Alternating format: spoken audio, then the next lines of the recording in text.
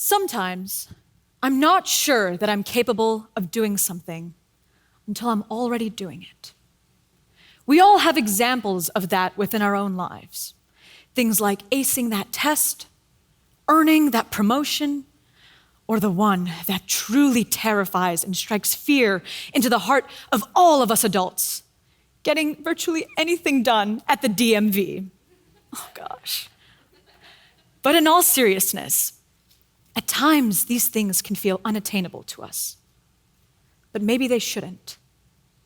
My name is Paneez Oliai, and I'm here today to demonstrate to you why you're capable of more than you think.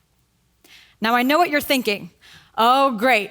Another one of those motivational speeches that sounds so nice, but ultimately does nothing. But like you, I understand how difficult it is to summon the courage we need to achieve our dreams.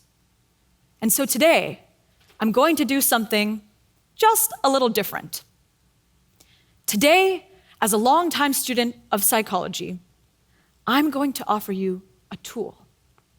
We call this conceptual tool mind over matter, and I'm going to use it today to help you harness your very own power. Now, we'll be starting off with a couple of examples from that beautiful science of the mind that we call psychology. Next, I'll take you through the findings of those examples. Why does it matter that there's a connection between our minds and our bodies? What does the connection of mind over matter mean about ourselves, about each other, and about the world around us? And finally, I'll tell you about how you can apply the concept of mind over matter to your lives and the lives of those around you. Now, the first thing I need you to remember, and this is really important, don't let it go, is that mind over matter is absolutely everywhere. It is in our daily lives, in the air that we breathe and the light that we see. Don't believe me? Let's give it a shot. So, on the screen before you, you'll see what's an illustration of the Bezold effect, first coined by Wilhelm von Bezold. It's a pretty simple picture, isn't it? You have two main objects on the screen. One is a background. And as you can see, it is much darker on one side, my right, than it is on the left. It's a gradient. Easy peasy. In the middle of this background is a rectangular bar. And that rectangular bar also looks like a gradient. It is much lighter on my right side than it is on my left.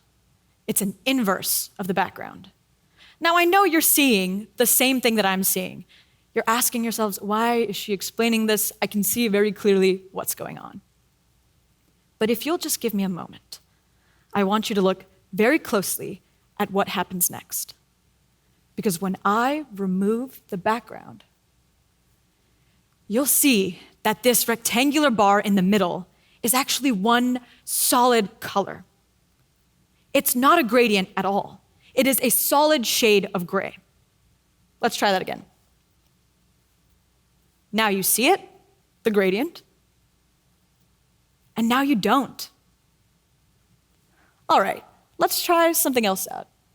This is another one that is very, very popular in terms of its fun cognitive illusion test. This is an illustration of the checker shadow illusion, coined by Edward Adelson. This is also a fairly simple picture. As you can see, there are two squares marked on this checkerboard.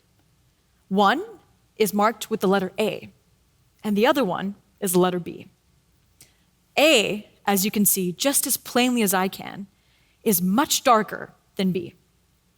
You can probably guess what I'm going to do next. If I just remove everything else, you'll see that A and B are the exact same color. To try that again, A and B, clearly two different shades, and all I've done is remove the background. Now, if your head is spinning and you're upset at me removing the background, I promise, for this next one, I'll make it a little easier on you. For this next one, I'm not going to be changing anything at all. I'm not removing any context. You'll have the slide in front of you as long as you like. This next one is a particularly big favorite of mine.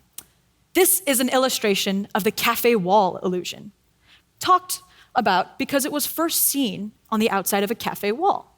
Simple picture, right? You have a couple of black and white squares alternating, and you have different rows of this pattern, slightly offset. The offset, I'll give you a hint, is what makes this illusion so much fun. As you can see, there's something just slightly off about this picture. All of the horizontal gray lines running through this picture are slanted. They're kind of wonky. They look like they're on the verge of running into each other.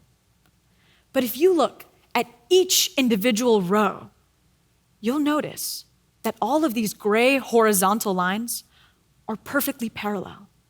There's no slant to them at all. Zoom out for a moment, see the slants, and zoom in for a moment. Focus on one individual row at a time, and you'll see what I mean. What do all of these examples mean? Have I just brought you here today to show you how evil psychology is? To make you wonder why I'm making you question your perception of reality? I promise, there is no evilness of psychology involved. In fact, as such a beautiful discipline, psychology exists to show us why we have these cognitive illusions. I promise, this is no magic trick. I haven't secretly changed the lines while you weren't watching, and I certainly haven't changed any of the colors in this illusion. All I've done is show you how your own eyes perceive the world. Why would our brains do this to us? Is there something wrong with the way that we're seeing the world? Not at all. You see, a long time ago, it was vital to our very survival to be able to distinguish between one object and another. All of these tricks rely on the way that we perceive darkness and brightness, light, shadows, and of course, contrasts. Our brains rely on that because they help us to see and understand the world more quickly. And as you can probably imagine, the faster you can distinguish between one object and another, the likelier you are to survive. The faster you can figure out what is a threat to you and what is harmless, the likelier you are to get out of that dangerous situation. And so our brains have evolved this miraculous and incredible ability to quickly distinguish between objects, just to help us. Now, what you've seen today are a couple of perceptual illusions, but I'm going to take it a little step further. I'm going to talk to you about something that might seem fairly familiar, placebos. Now, you've seen some perceptual illusions. You know so far that your mind informs your reality, the way that you see things. But placebos are a fun little example of how your mind can change reality. For those of you who don't know, a placebo is a very simple concept. It is a treatment that actually has no medicinal or therapeutic value. In essence, it does nothing to your body. Few examples of this are some fake pills. They're often made out of sugar, fake injections, things like saline, and they even have fake surgeries where they put you under, but they do basically nothing to you. Why do these treatments exist? Well, there's this very fun phenomenon called the placebo effect. Pretty fitting name, huh? Psychology is good at those. But the thing about the placebo effect is this. If I have a raging headache and I'm in a lot of pain, and someone gives me a pill telling me that this is going to relieve some of my pain, I will take that pill with that expectation. And lo and behold, even if that pill is made of sugar, it will actually reduce some of the pain that I'm feeling. Remember, there's no medicinal or therapeutic intervention in this case. All that's happening is that my expectations are changing my reality. Quite literally. What happens when I take that pill is that I expect to feel better. And so what does my body do? It tries to match that expectation in my mind. My brain releases things like dopamine, a chemical that will help it to feel good. My body releases things like endorphins, a hormone that reduces stress and relieves pain. And before you know it, just like that, I am already feeling so much more healthy and optimistic. And in case you forgot, there was no medicinal or therapeutic intervention involved. All that happened was that I had a belief. That's all. I know, at this point you're thinking, okay, placebos, cognitive illusions, I've heard of it all. But I'm going to give you one last psychological example that you might not have heard of. And this is the example of biofeedback. Now, biofeedback is this incredible intervention that psychology and medicine have constructed. Let's say that we have a patient, maybe someone in this room, who is experiencing a high heart rate. Their heart is going far too fast. That's dangerous. They want to lower that heart rate as much as possible, and they want to have it be an effective and quick treatment. The healthcare provider, in this case, can attach a couple of sensors and electrodes to the patient and hook those sensors and electrodes up to a device. The device will emit noises or lights or show a number on the screen that corresponds to the person's actual heart rate. So all this person is getting is some feedback about how their heart is doing. I actually did this exercise right before my speech with an individual who is also a speaker today. Because, people get anxious, even the best of us, and we need something to calm us down. I'll tell you a little bit more about that in just a second. But what happens next is something that the machine does not control at all. The patient is fully in control of their heart rate. They watch the screen, the numbers, the flashing lights, or they listen to the noise, the sound of their heart rate. And just by watching or listening and concentrating, they lower it. And it works. There is nothing that the machine is doing but just giving them feedback about their heart rate. Without even knowing it, the patient, listening to their real-time feedback, starts to relax their muscles. They start to control their breathing. And moreover, sometimes they even think positive or grounding thoughts. Again, in case you missed it, the machine has done absolutely nothing, but the patient's heart rate is lowered. The implications for this are astounding. Biofeedback can apply to lowering your temperature, or raising it, if you like. It also applies to your blood pressure, to headaches and migraines that you might have, and even to your brain activity. Just by concentrating on the real-time feedback that your body is sending out, you can actually change your physical health. Again, your body starts to match your expectations. If that's not an example of mind over matter, I'm not sure what else is. Because the truth is, all of these examples show how powerful your mind is at controlling you and your reality. It doesn't just change how you see the world, it changes the physiological reality of your body. That is incredible. When someone tells you, don't worry about it, it's all in your head, just relax, chill out, that phrase now has so much more meaning. It is all in your head. And that's the beauty of the concept of mind over matter.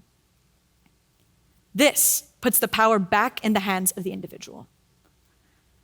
But I know, at the same time, that you're wondering why this matters.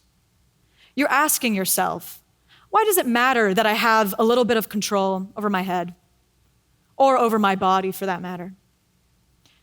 Why does it matter when there are so many more serious issues in the world that we find hard to address? In this life, we are in control of so little. At times, I despair about the things that I cannot control. I think about things like international politics, like violence, inequality, just to name a few. And when I start thinking about those things, even things like climate change, it is easy to lose hope. But the question of why does it matter can be answered basically within the very foundations that we've just talked about. It matters because I am one of the few things that I control in this life. And that applies to all of you. We might not be able to control much, but if we control ourselves, we control our perspectives, our expectations, and the way that we interact with other people, then we control much more than we previously thought we were ever capable of. Now, at times, again, you might be wondering how this comes into play. For me, just thinking about the concept of mind over matter has made it much easier to manage my life. And now I know a bunch of you sitting out there, students and professionals, have probably experienced the horrible, anxiety-inducing, debilitating, terrifying problem that is procrastination. It's exhausting, and you have to admit it. I see a deadline that's a month away, and I'm like, oh, great, that's a month away. I have plenty of time. The problem with that is that I relax, kick back for an entire month, and the night before something is due, I panic, I stress out, I start to cram and type out as much of that paper as I possibly can. It's unhealthy. And for a lot of us, in both of our academic and professional lives, it is a debilitating issue. But once I realized that mind over matter is a powerful enough concept to change the way we see things, I realized that it's all in my head. So all I really need to do to fix procrastination is to just, change my perception of reality. Easy, right? Like piece of cake. But the truth is, it does become easier when you think about the very power that you hold. What happens when you think about mind over matter is that you realize that you have power over your entire view of reality. And I use that to my advantage, and I hope you can too. What I did was set a couple of false deadlines. Sounds simple, right? That thing that was due a month from now is now due in a week. And man, if I can convince myself that that item is due so much earlier than I thought it was, then I will feel the pressure to complete it. I started making myself believe these false deadlines by plugging it into everything I came across. Planners, calendars, and even sticky notes. And once I convinced myself that something was due much earlier than it really was, I got started a little earlier. I saw that I was able to complete the things that I wanted to on time. Was I still a little stressed out? Maybe. Did I still rush to finish within that week? Sure. But it changed my life to such an extent that I can say that I'm a much less stressed out person now. I can focus on the beauties of life and enjoy the time that I have with friends and family and even just myself. All because of a minor change that I made while recognizing how powerful the concept of mind over matter is. Another way that the concept has helped me is by helping me look at the bigger picture. We all have this problem. Psychologists will often refer to it as catastrophization. Now, catastrophization is something that I think many of you will be familiar with. This notion that the moment something small goes wrong, you get a grade that you don't like on an exam, you miss out on an opportunity, or even you lose something that is a treasured object, you start thinking about the worst case scenario. Your mind starts going down the spiral of anxiety, and all you can think about is the horrible thing that could happen in the future. You think about the absolute worst that can happen, and it's agonizing. What hurts us even more is that the worst case scenario often doesn't happen. And so we waste time and energy and emotional burden just dedicating ourselves to thinking about the worst case scenario that is hardly likely. Catastrophization is a problem for many of us. But the way that we can reframe our reality comes into play even here. The question that I constantly ask myself when something doesn't quite go right is, how much is this going to matter? I start to stretch time in my mind. How much is this going to matter a year from now? Maybe a bit. Maybe I'll be walking around and thinking about, I really wish I had not missed that opportunity. That would have been nice. 5 years from now? Well, I don't know. I'll be starting on my career. I'll probably be thinking about, what I'll be having for dinner. And a million other things will be on my mind. I'm not sure how much I'm thinking about it. Stretch that out even further.